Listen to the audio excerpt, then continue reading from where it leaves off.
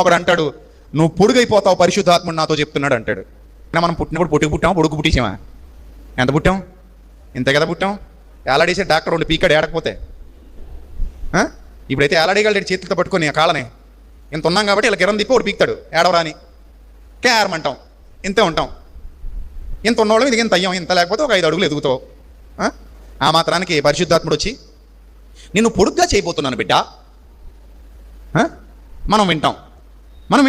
సిగ్గుండదు మనకి, క్రైస్తవ సమాజానికి సిగ్గుండదు, ఇలాంటివి వింటాం. తర్వాత ఈ ప్రేరాలు రాసుకున్నాక పరిశుద్ధాత్ముడు చెప్పాడట, ఈ ప్రేరాలు రాసుకున్నాక ఇక నీ జుట్టు ఓడదన్నాడంట పరిశుద్ధాత్ముడు. అది కూడా వింటాం. సిగ్గు సెరవలేని బతుకులు కదా మనయ్యే, అది కూడా వింటాం. మళ్ళీ కూడా అంటాడట, ఈ ప్రేరాలు రాసుకున్నాక ఇక జుట్టు ఓడట్లేదట, లాగినా రావట్లేదట.